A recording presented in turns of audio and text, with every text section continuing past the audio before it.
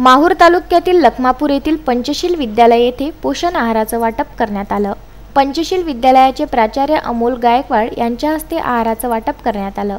यावेळी पंचशील विद्यालयाचे सर्व शिक्षक मंडळी उपस्थित होते।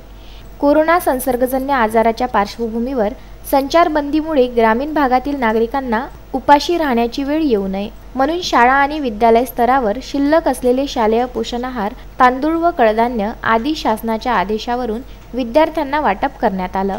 विद्यालयाच्या ठिकाणी विद्यार्थी व पालकांची गर्दी होऊ नये म्हणून सोशल डिस्टन्सचा काटेकोरपणे नियम पाळत विद्यार्थ्यांना आहार वाटप करण्यात आलं। महाराष्ट्र राज्याच्या शिक्षण विभागाकडून शाळा किंवा विद्यालय स्तरावर शिल्लक असलेला धान्यसाठा विद्यार्थ्यांना वाटप करण्यात यावा असा आदेश शासन निर्णयाद्वारे सूचित करण्यात आला होता आणि त्याच पार्श्वभूमीवर 5वी ते 8वी पर्यंत विद्यार्थ्यांना आहाराचं वाटप करण्यात आलं। 5वी ते 8वी पर्यंत संपूर्ण मुलांना विद्यार्थ्यांना तांदूळाचे वाटप करण्यात येते। जे काही शासन मान्य देईल ते संपूर्ण योजना आम्ही विद्यार्थ्यांपर्यंत पोहोचत करेल अशी ग्वाही देतो। विदर्भ न्यूज करिता लखमापूर येथून विनोद जाधव।